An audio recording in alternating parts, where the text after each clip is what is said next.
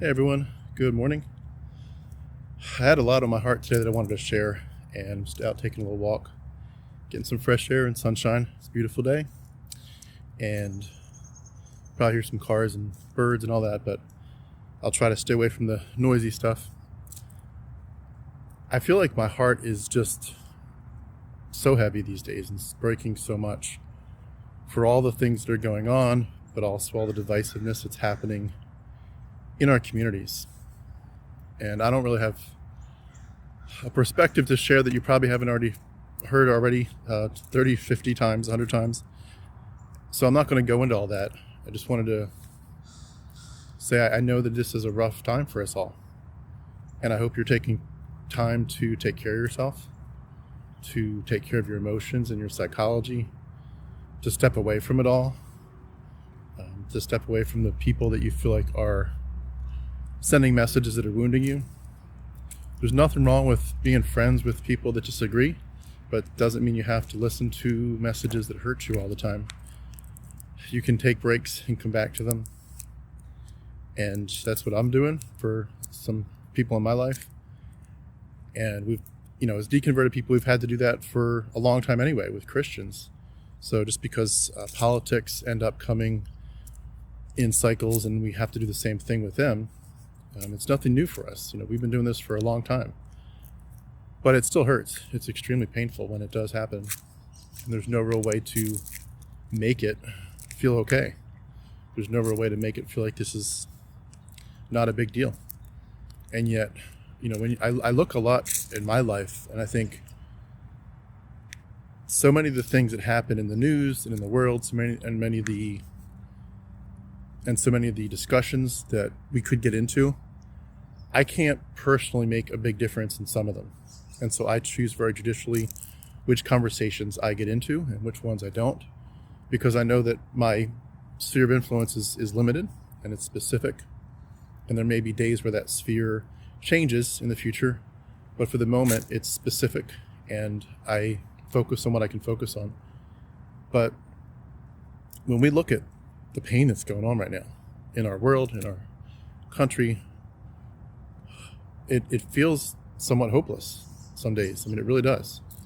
It feels like this is crazy. It can't be this crazy in our lifetime. It feels like historical events that are changing the next 200 years are happening in the next 2 weeks, in the next 2 months. And that's overwhelming.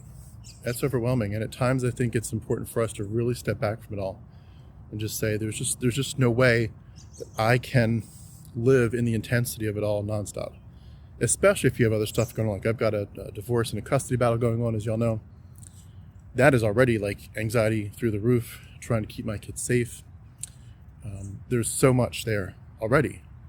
So when you say, well, let's get into all these other things politically, let's see what else we can talk about. Let's see what other anxieties we can add to our plate. It's already too much. And so for me, I feel like I'm entering a season of saying, focus, not like step back, but just focus on what you can and acknowledge, like if there's a tsunami on the other side of the world, I can grieve exponentially about it. And perhaps, some people are going to be in a spot at times when those horrible natural disasters occur to give money or even to go. But for most people, they can't do much or anything. And so at that point, if you just live as if you're taking on the weight of the world all the time, it's just going to crush you. You've got this circle of influence. You've got people around you that you care about you. You've got perhaps a platform or an audience that's growing in some way, or you're trying to, whether it's at work or through a channel like mine or something else, Instagram. You've got something that you're doing to influence people, and you're trying to influence them for good and for kindness and for a better future. But if we try to take on the weight of the world every single day, it's literally going to keep us from our main job. Like you're literally going to get to a point where you're in an attempt to do so much to change the world, you're going to have taken on so much that you're distracted and so overwhelmed that you can't change the world anymore.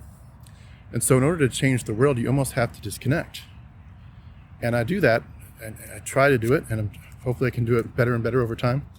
But I try to do that because it's important to stay focused. I've heard it said in different ways, your job is in life, besides just, the big picture, like loving people and taking care of people and helping those in need. But like your job, like every day, is to find what you do well and get better at it. And use those gifts and those talents to say, how can I help relieve the suffering of the world? How can I be a culture changer in a positive way? And so for me, that's where it's at. I want to change this world, but I know that I can't get involved in every conversation. And so for those of you that are going through something similar where you're just like, I don't know what to say, maybe you've got a lot you could say. I've got a ton I could say about a lot of things going on right now, but like, stay focused. These things that we see right now that are just, flashing red lights all over, there'll be other flashing red lights in a month. There'll be other flashing red lights a month later.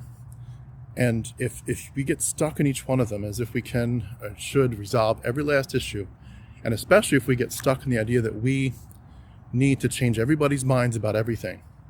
I mean, I know people that jump on to social media and to their platform, and they have a comment about every little thing that happens in the news.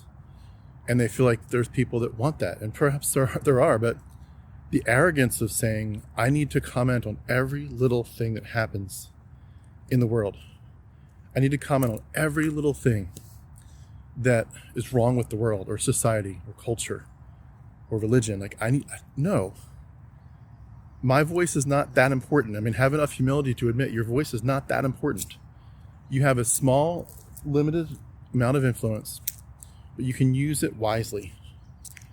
And we don't jump onto our platforms to speak purely for the sake of making money either. It isn't like, I feel disturbed when I see some channels jumping on the bandwagon to make a comment about everything, and you can tell that it's not because they actually have a good comment. It's just that that's the flashing red light that everyone's talking about. So therefore, if I do this, make this video about this topic right this minute, everybody's going to see it because it's what the algorithm's, pushing for. And when you do that, when you live in a way where you're commenting just for money, you're commenting just for the sake of getting more views and more hits, to me, you're kind of selling yourself out. You're selling yourself out. You're selling your platform out. Speak to what's on your heart. Don't get yourself to the point where you can tell everybody the right way to think about every little topic that comes up. There are so many critical topics already out there. To jump into every news bit and say you all are wrong, let me correct you. And that's what we came from. We came from that in Christianity. Christianity wanted to comment on everything and tell us how to think and dress and act and speak everything. We don't need to do that now that we're not Christians. Number one, we can have a diversity of opinions and say, you think what you think, I think what I think, and we can still be friends, hopefully, for most cases. But the whole arrogance issue, it's popping to me. A lot of my colleagues, a lot of my friends in the YouTube world and Instagram world are doing this. They're jumping on all these things because they know it's going to get views. And you know that the minute that the views stop on that topic, they'll jump onto the next one, and the next one, and the next one. Like, there needs to be a level of stability. Like, what is your life all about? What is not your platform for YouTube or Instagram or TikTok, what is your life platform about? Find your message and stick to it and get good at it, get better at it, expand your platform, expand your base of people, and make that impact. Because if all we're doing is jumping from one bandwagon to the next, we're going to be, number one, flim flam. And I've even seen channels recently where they stood for one thing 3 years ago, and now they stand for the complete opposite now because the winds have changed. I'm like, what in the world? The winds have changed? So you're switching teams again? Are we going to be back if the teams switch again? If the election goes a different way, are we switching teams again in 3 or 4 years? Like, we're just going back and forth. This is crazy. When we don't stand for anything, when we don't have a conviction, and we're just flighty, people eventually see through that. They see through that and they say, I don't trust you. I don't trust what you say, because you go back and forth and you're all over the place. I want to have a consistent message. I want to have a consistent life, a life of integrity. I want to have a life where, yes, I'm willing to change with new information, but the core base of me understands what life is all about. And I understand what it means to respect people and be kind to people. I understand what the importance of so many critical parts of what we think through when we deconvert. We realize we've been sold such a bill of goods in Christianity, both religiously but also culturally and politically. And now we have a chance to undo that and to go in the other direction, not as some kind of pendulum swing, but as an attempt to say we were lied to across the board. And we're going to think carefully and undo the lies. So much of the dialogue and the rhetoric disturbs me greatly this past week or two. And I know it's not going to get any better anytime soon. But my heart as well is to find ways to sort of shut off the world at times. Not for long, not for the sake of burying my head in the sand, but to say there are times to say, this is too much and I need to recharge. And I've been at that spot a lot recently, and I'm sure some of you know what I'm talking about. You just have to step away and say, I can't do it 24/7. I can't. When you figure all the responsibilities that you have with, your families and other parts of life, you're already overwhelmed with all this stuff. And the people that I admire the most, the people that I've come to respect the most, have a real level of stability, like a real strong stability there. They're not changing all over the place, and they're also not chasing the latest topic. They're willing to say, I'm gonna build my life on a firm foundation, and I don't need to chase every little whim and every little news flash. And I also don't need to take on the weight of the world, because I know that that's going to put me in a spot psychologically that's not healthy.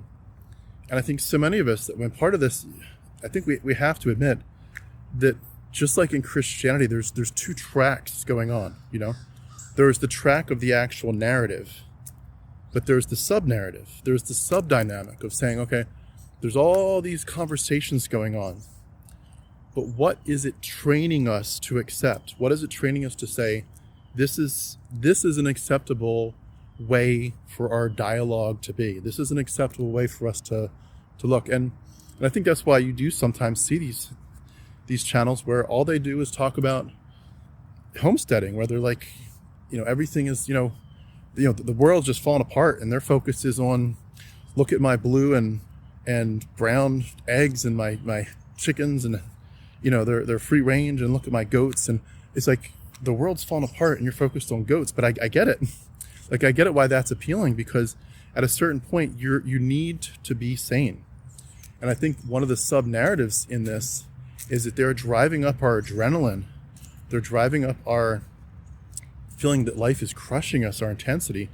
And if you can get a culture to be in fight or flight, if you can get a culture en masse to be in fight or flight, like everybody's there, I think it's pretty obvious that bad things are going to happen, both health-wise, psychologically, but culturally, but politically.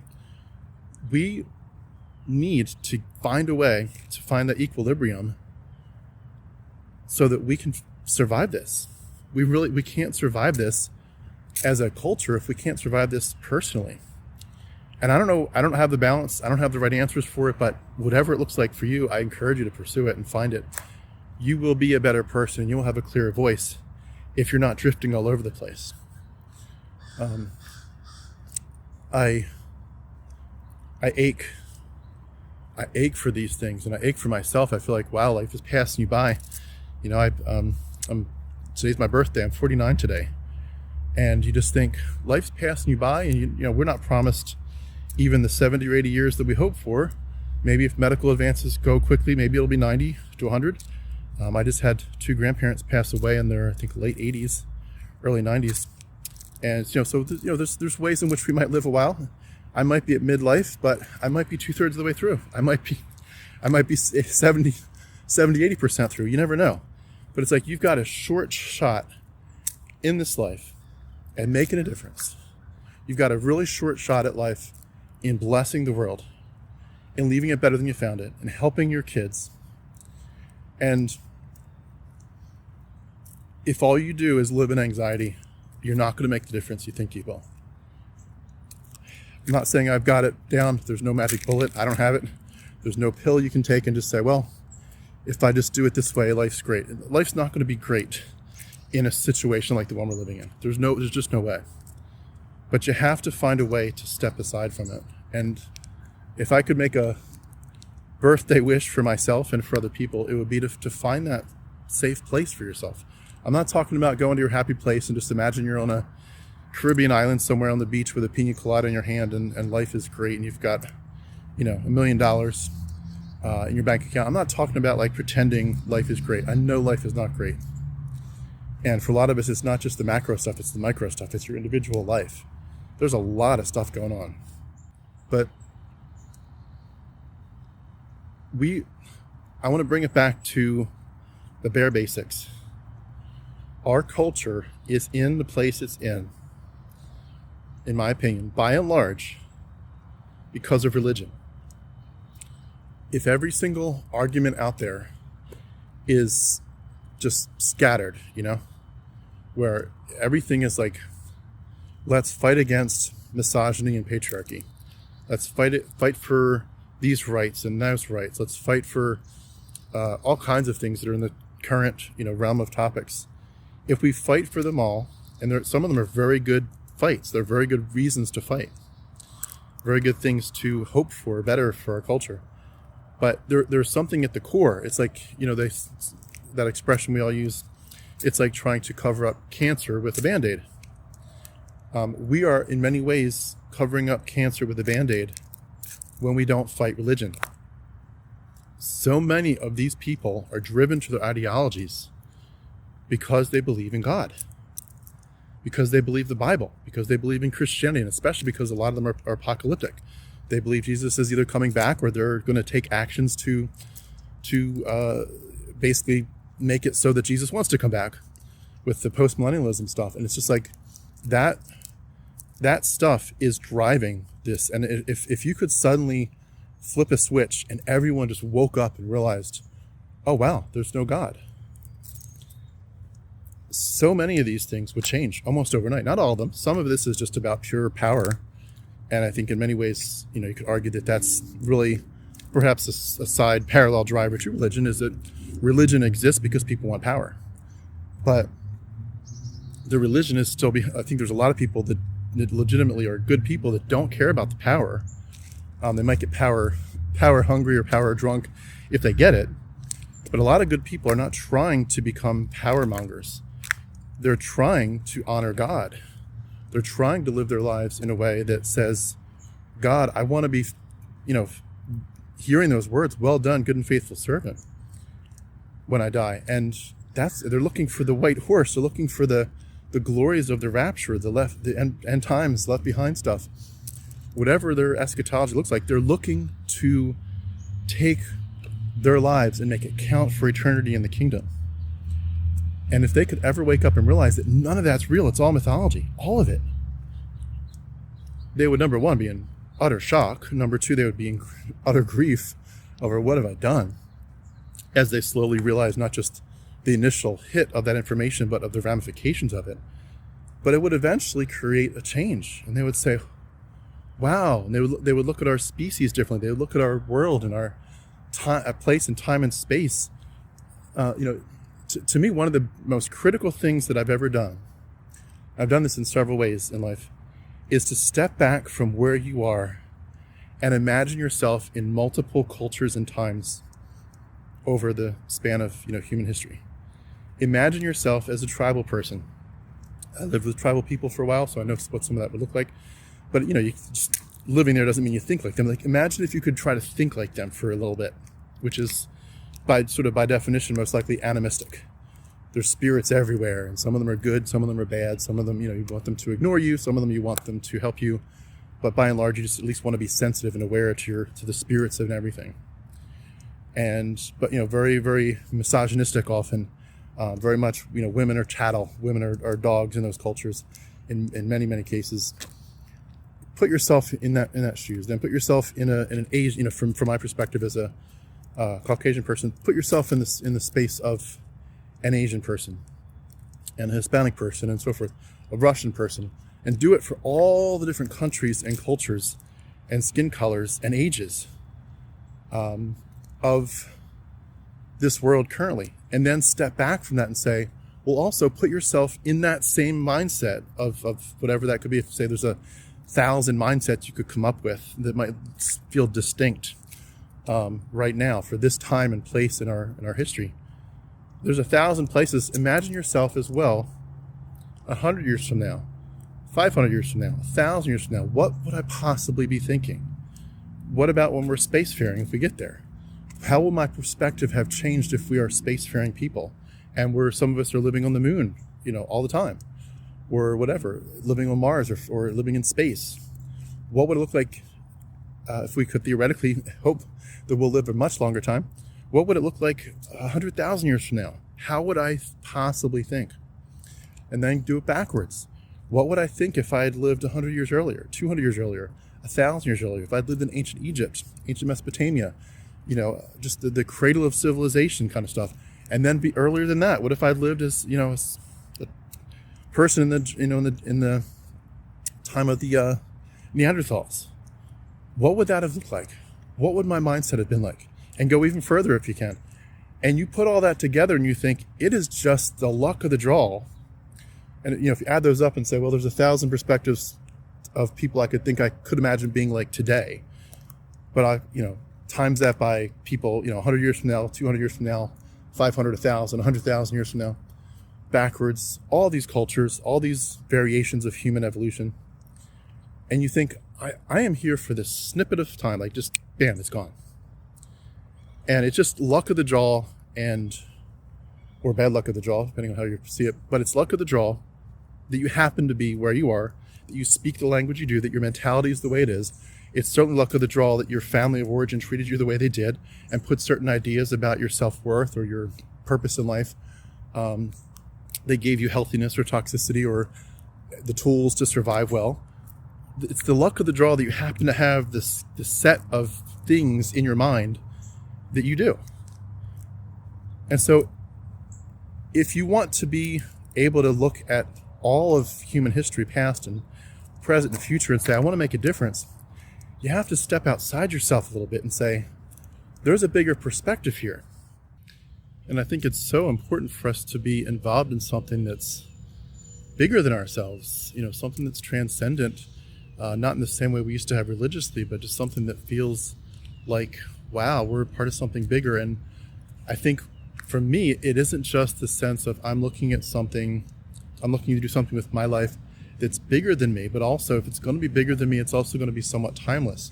In other words, I'm not fighting the battles of the next week or next month. I am planting seeds that will change generations to come. And I think it's critical we've said this a lot on my channel, but it's important to say the other side, the religious people, they will make it crystal clear they are in a battle for the next generation. They understand very clearly that some of the things that they're fighting for, they will not get to enjoy. They will not get to see the fruition of their labors. They are planting the seeds for their children to live in a world that has their beliefs dominant. We're in a battle for the next generation and the generation after that. So if your fight isn't for something that's going to last for 100, 200, 300 years, you're in the wrong battle. There's a bigger battle going on. We're here as culture changers. They are here for the next generation. They're here for your kids and my kids. They're here to dominate. They're here to control. They're here to indoctrinate and brainwash. And they will stop at nothing to try to get their agenda across. It's insane. It's truly insane what they want to do. But you have to understand that that's the level of the battle that we're in. We're not in a battle for short-term gains. We're in a battle for long-term cultural change.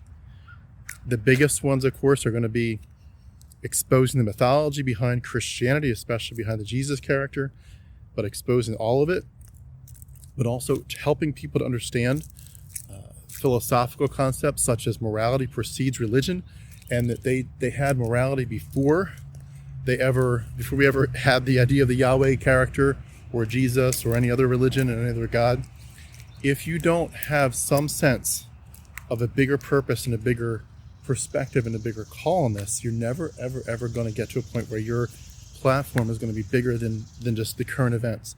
We're not here to discuss every current event. We're not. We are here to be culture changers on the biggest levels. And that is a privilege and an honor, and it is beautiful. But you have to get out of the little loop of every little topic that comes up.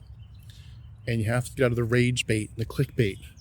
And you have to say, we're here to make slow changes, seismic changes in the long run, but slow changes now. Slow changes that will eventually make such huge waves, it'll be a tsunami within a generation. But the more that we expose that Christianity is mythology, the more that we expose that we have morality apart from it, the more that we expose that Christianity is toxic, and that literally people are leaving with realizing, oh my gosh, I've got trauma all over the place from this stuff, and I've never known who I really am. I have to reclaim my identity now. When you get to a point where when we as a society can finally embrace that, and it's going to be way past our generation, but as you plant these seeds that hopefully become the trees, the shade for the next generations to come, that's where our bang for our buck is. We are exposing mythology, we are exposing toxicity, and the more that we do it, the better that we do it, the more consistent our message is, and the less we try to get into every little fight and skirmish that comes up on social media, the better. This is about a primer. This is about a baseline interpretation of the world. This is about a worldview.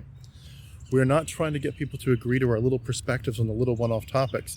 We are trying to get people to understand that their worldview is mythology-based and that has messed them up. That has royally, royally screwed them over. That they can't see straight. It's like somebody with a broken telescope where the lenses are crooked and cracked, and they're trying desperately to look at the moon and focus it. And they think it's focused, but they're not sure. They don't know for sure what it's supposed to look like, but we can say, your telescope is literally cracked. There are cracks and distortions and smudges all over this thing. We can help you, but you have to start by understanding this is broken. That's what we're doing. That's the point. We help people escape, and they have the ability and the tools for the first time in their lives to understand what's been happening to them thus far, and to have a clear path for what they might achieve and what they might think, and where their thought process can go going forward. Worldview matters. Ideas have consequences. We are about ideas. We're about philosophy. And the more that we get that, the stronger and more powerful we articulate that, and the more poetically, I would argue, we articulate that, where we say this is not just intellectual, this is very psychological, very emotional, very much a part of your angst of being human. It develops into a trajectory that actually can see, like, I can truly make a difference in this world. If the biggest part of your life is binging on Netflix, if the biggest part of your life is, moments, even though moments like special moments like going to the beach or something are so special, and I go to the lake when I can, I'll go to the beach when I can. Special moments matter. Memories matter. Taking time to step back from it all matters. But you have to have a passion. You have to have a passion to change this world and leave it better than you found it. And you have to be willing to do anything you can to stay on target. We are focused on one thing: exposing the mythology of Christianity so that people can start over, get a fresh start on everything, fresh slate, and figure out what they want to do going forward now that they have escaped Plato's cave. Now that they have escaped Bible prison, this prison for their mind, for the first time ever, they have a chance to really be themselves. That's what we're going for. And we're going to keep going for it and pushing hard and making it more beautiful.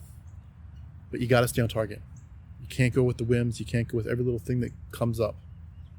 My birthday wish for you, if I could give you one today, my birthday wish for you is a clear focus. A focus that says, whether you're talking about the way you raise your kids, whether you're talking about the way that you love on people, but certainly the way you think and the way you talk, that our clear focus is to expose false ideas, bad ideas, toxic ideas, and in doing so, we give people a shot. At least a small shot, hopefully a big shot, but at least a small shot at escaping and saying, wow, look what I've been stuck in. Where do we go from here? If we can do that, it will be a life well examined and a life well lived, in my opinion. So thanks so much for being a part of my little walk here this morning, and I hope you have a great day. I'll talk to you soon.